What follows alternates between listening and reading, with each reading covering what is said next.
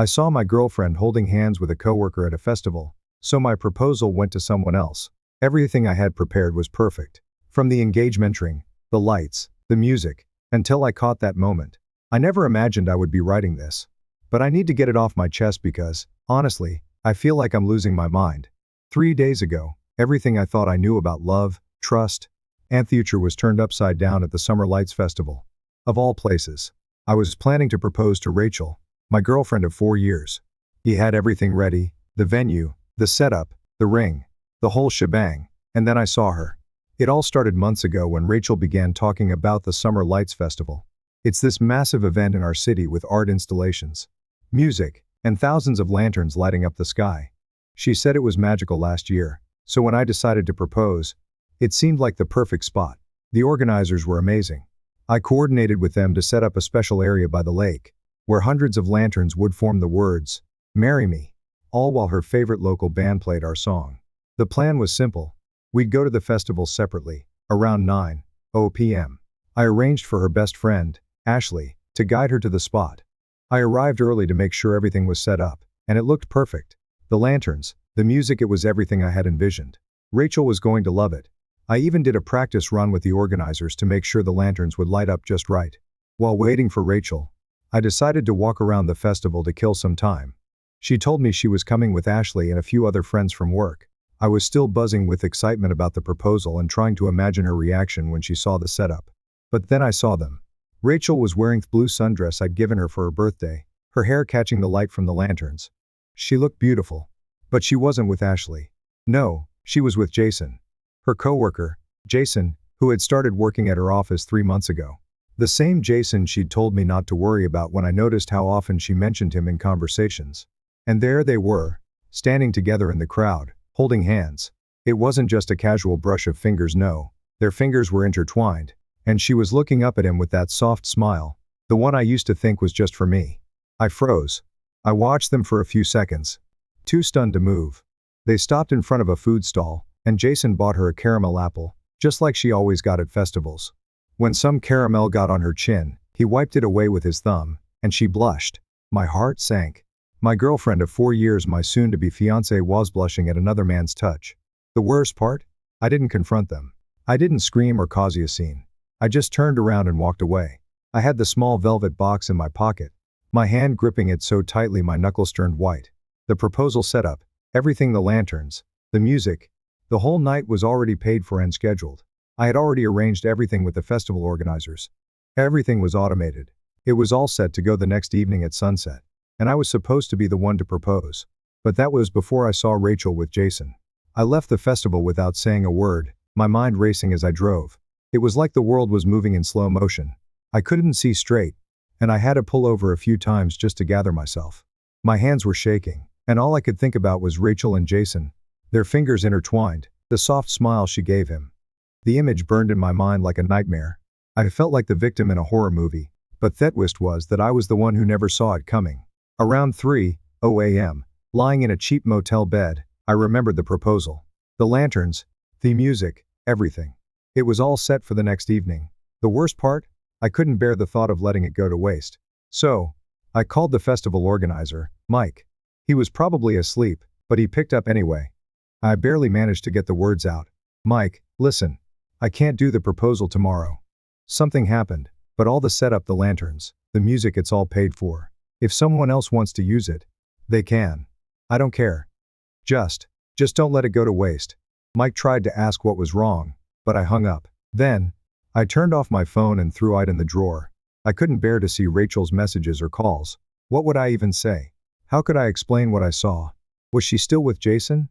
Were they laughing together, making plans? My mind spun in circles, and the pain. It felt unbearable. I sat there in the dark, holding the velvet box. The ring inside was exactly what Rachel had once pointed out in a shop window 2 years ago. A vintage-style sapphire surrounded by tiny diamonds. I spent months tracking it down, working overtime to afford it. But now, it felt like a mockery. The next morning, my phone lit up with notifications, 37 missed calls, countless texts from Rachel, each one more desperate than the last. "Where are you? Stop being such a coward." The final text hit me like a punch to the gut. "Riverstone Coffee, 2 p.m. Don't bother coming back to the apartment if you don't show. And that's where we pick up. I'm sitting at a coffee shop, my hands trembling. I knew she'd come looking for me. But what would I say to her? The woman I was about to propose to had been holding hands with another man the night before. And now, she was about to walk into my life with a cheap festival ring on her finger. I arrived at Riverstone Coffee early, my hands shaking so badly that I could barely hold my coffee cup. The air inside the cafe was heavy with the smell of fresh beans and the hum of quiet chatter. But all I could focus on was Rachel, who was about to walk through that door. The seconds stretched into eternity, and I barely even noticed when the barista called out the name of my coffee. At 2:00 p.m. sharp, the door swung open, and there she was, Rachel, still wearing that damn blue sundress from the festival the night before. It was like she couldn't even take the time to change, like she wanted to keep a piece of that night close. The moment I saw her, my heart stopped, but not in the way it used to. No, this time, it felt like someone had reached into my chest and squeezed until something broke inside me. She didn't even look at the counter where she usually ordered her vanilla latte. No, this time, she marched straight toward my table, her expression a mixture of frustration and something else I couldn't quite place. She practically vibrated with what I thought was anger. But as she got closer, I realized I was wrong. It wasn't anger at all. No, it was pure radiant joy. "I'm done waiting for you to grow up," she spat out. Her eyes were gleaming with an emotion I had never seen before.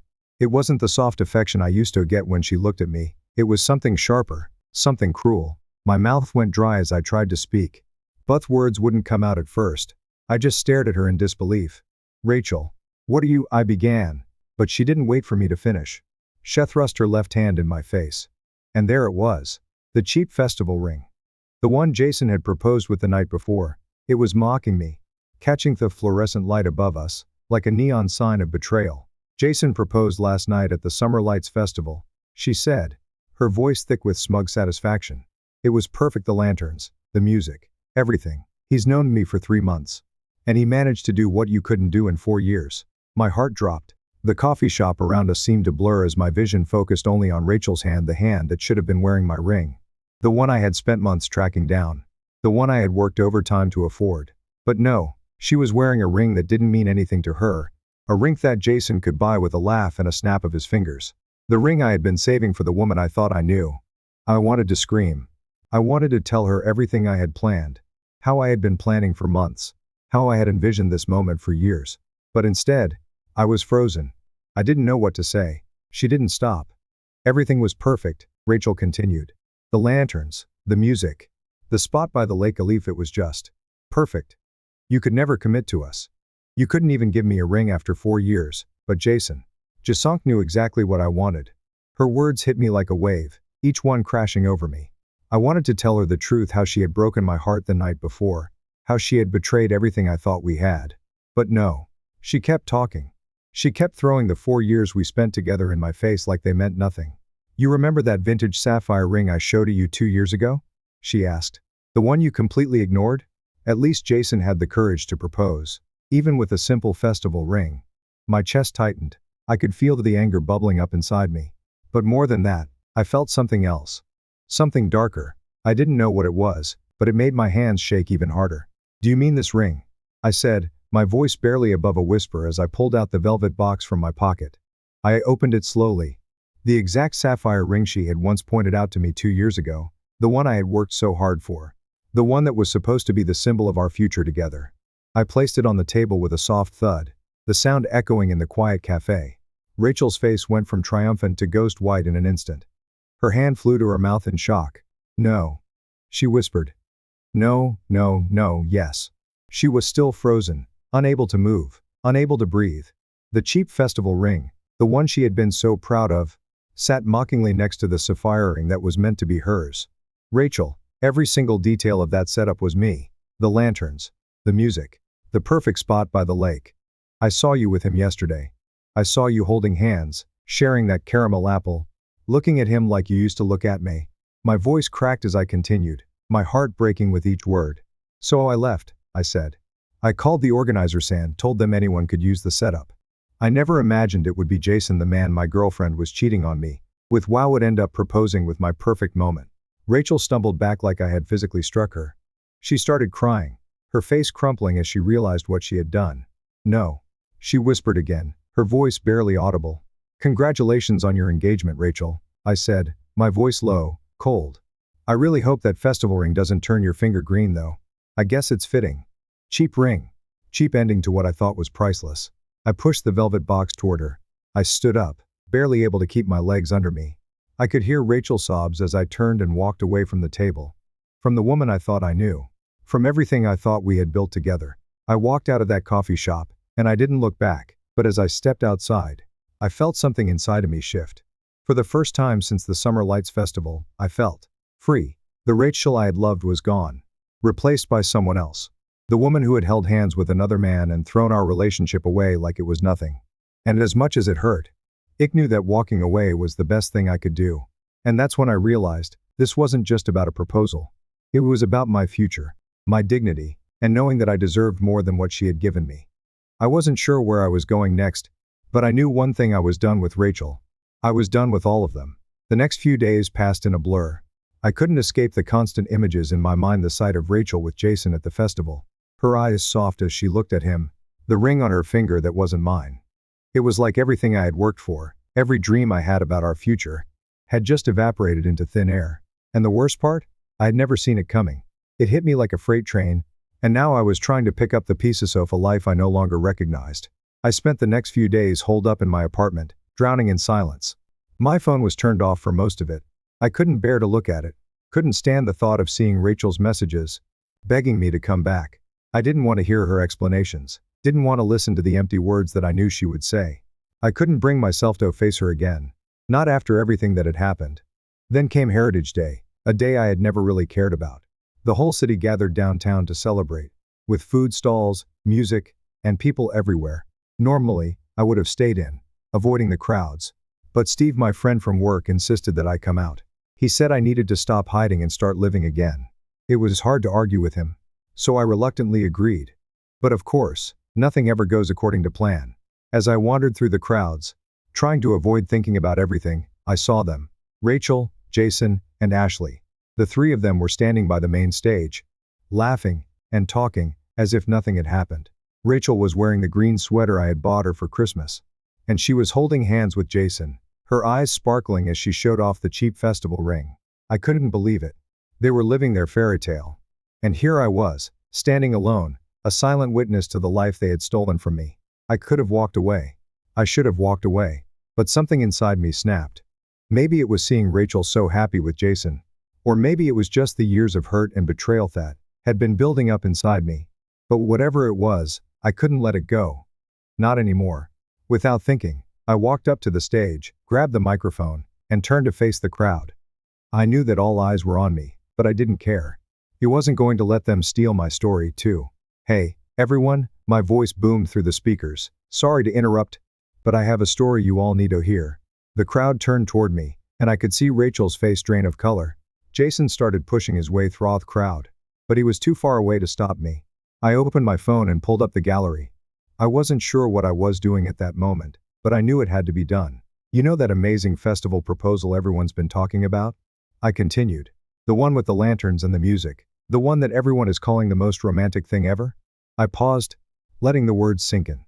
Well, see those lanterns, that music, that perfect proposal spot by the lake. I spent 6 months planning all of it. Every detail. I pulled up the receipts for the lanterns, the contract with the festival organizers, the emails that mapped out every minute of the event. The crowd was murmuring now, phones coming out to record. But here's the twist, I went on. The night before the proposal, I caught my girlfriend holding hands with her coworker, the same guy who ended up proposing to her using my setup. And you know who helped him do it?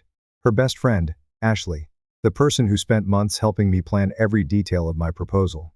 She knew everything. Ashley tried to slip away into the crowd, but she couldn't hide. Rachel was frozen in place, her face pale. The cheap festival ring she was wearing now looked like a neon sign of betrayal. I know what you're all thinking, I said, my voice thick with emotion. You all saw the lanterns, the music, the beautiful proposal, but you didn't see what happened before that. You didn't see Rachel with Jason, holding hands, sharing a caramel apple like it was something special. You didn't see her blush when he wiped the caramel from her chin. That was the moment I saw everything, and that was the moment I walked away. Jason had reached the stage by now, and he was looking at me like he wanted to punch me.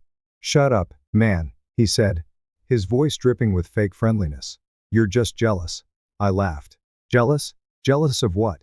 A man who couldn't even plan his own proposal, who had to steal someone else's moment. The only original thing about you is that ring, and we can all see how much thought you put into that.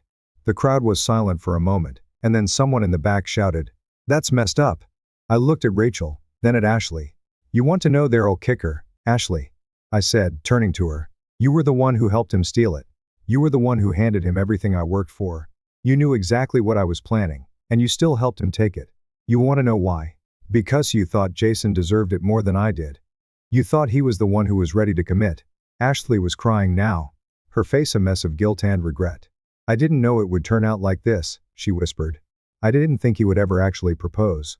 "No," I said, my voice dripping with contempt. "You didn't know because you didn't care.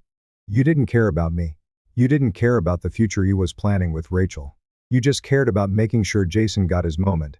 I turned away from Ashley, and my eyes landed on Rachel. "Congratulations, Rachel. You got your perfect proposal. I hope it was worth destroying everything we had." And then I walked off the stage. The crowd parted like the Red Sea, and I heard Rachel calling my name behind me. But I didn't look back. I couldn't. Because the Rachel I had loved was gone, and she had been replaced by someone who cared more about her own desires than the person who had loved her for 4 years. I knew I was done. Done with her. Done with Jason. Done with Ashley. I had to let go. And as I walked away, I realized something. I was free. 2 weeks later, I had moved in, or at least I thought I had. I had tried to keep myself busy working long hours, spending time with friends, and focusing on the new dog I had adopted. I named her Rachel, partly because it made me laugh, but also because she was a mess. And for some reason, that seemed fitting. She was scruffy, with uneven ears and a crooked tail, the kind of dog that everyone overlooked. But unlike some people, Rachel, my dog, not my ex, was loyal. She had no ulterior motives, no hidden agendas, and that was something I was starting to appreciate more than I ever had before.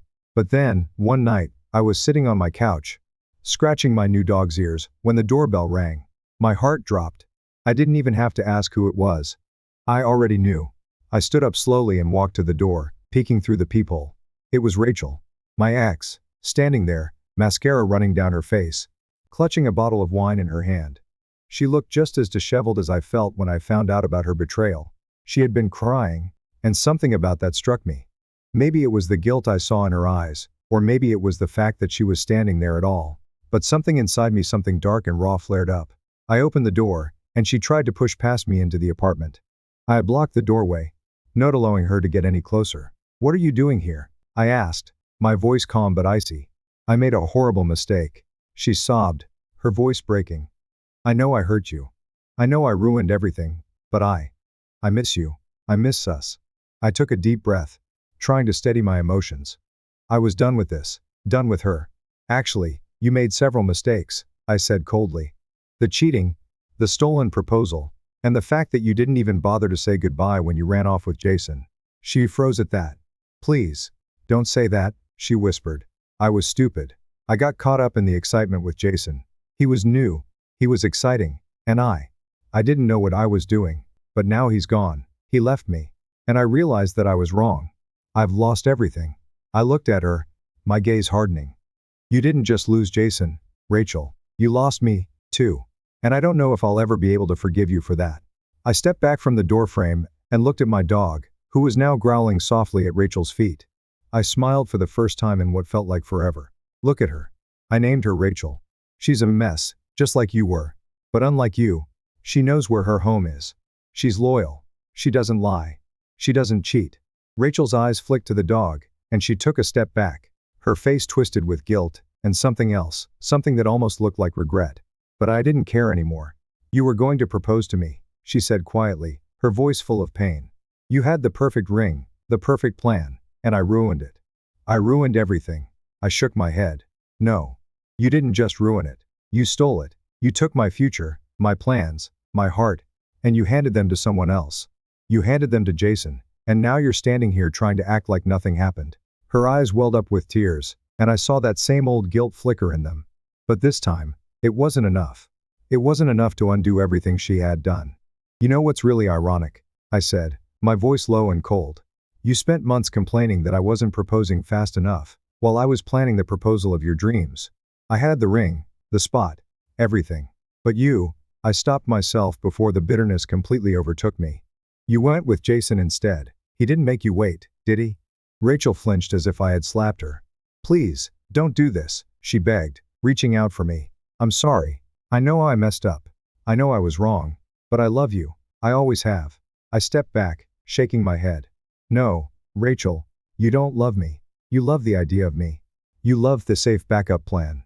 The boyfriend you could complain about. But you didn't love me enough to stop yourself from cheating.